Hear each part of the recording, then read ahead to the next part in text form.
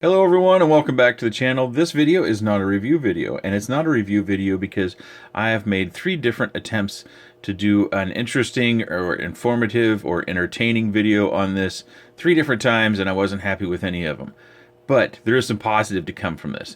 First, a couple things about these things. I actually got one from FullSpeed quite a while ago.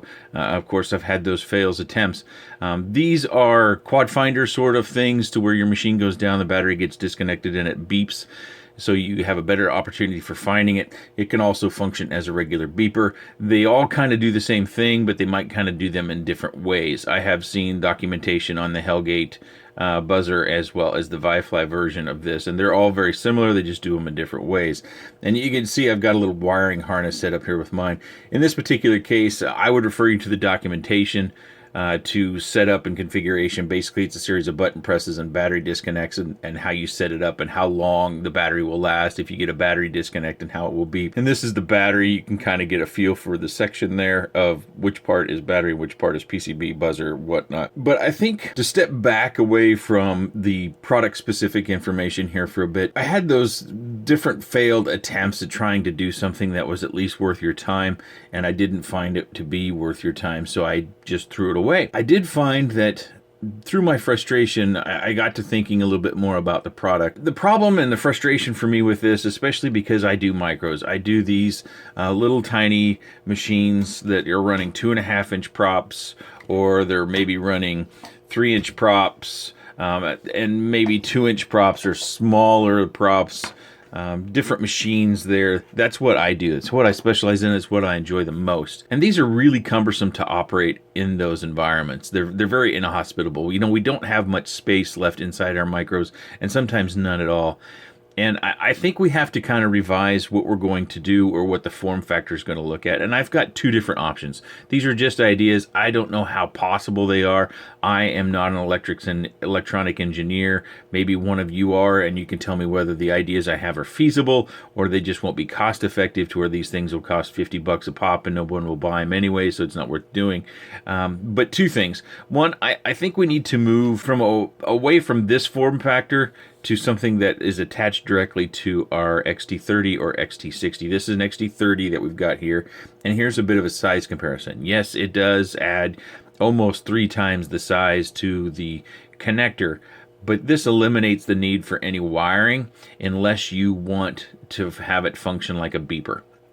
And then you can run a wire, you can run it through some heat shrink on your battery lead here, and then up to your flight controller. That would make it still more usable, in that if you needed to activate it and pressing a button, it's out here on the end rather than tucked away inside your quad, and then you're looking for a stick or a screwdriver or what have you in order to press the button. And then sometimes there's a series of button presses. You've got to get it set it up the way you want, which makes it very, very cumbersome.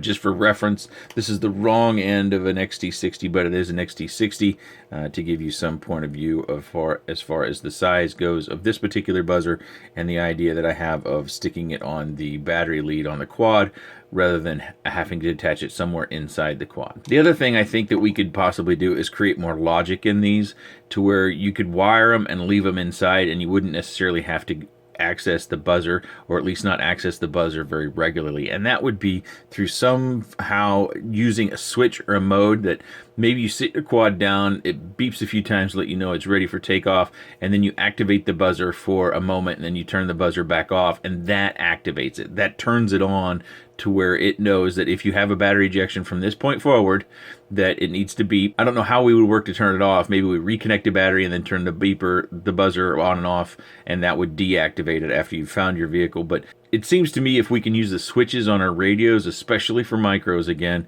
that these would become a lot more viable if we can use our radio to activate it and deactivate it, rather than using a button that we can't really access. So those are my 2 ideas: using a radio and attaching them to an XT60 so it's all part of the machine to where we can access them for micros. What do you think? Have you got ideas of your own?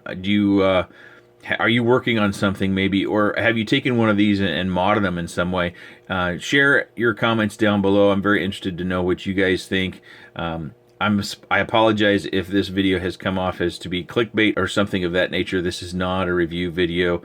These things do work. They can be a quad saver of great value. I just think it's difficult for me to validate the use of them for micros based upon the difficulty in using them once they're mounted. Because you don't want these things just hanging off the back of your quad, flapping around. Because A, if you have a crash that does cause a battery ejection, this may get torn off too. And B, this creates vibration as you're flying through the air, so your flight experience is off, so to speak. That's all I have to say about it. It's just a few ideas through my frustration of failed attempts at doing an actual review video that was worth your time. Again, leave your comments down below.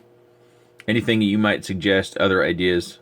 I'm all for listening, and hopefully maybe a few manufacturers will swing by and see what your thoughts are and what the thoughts of this video are, and make these a little bit more viable for micros. I appreciate your time, and thanks for watching.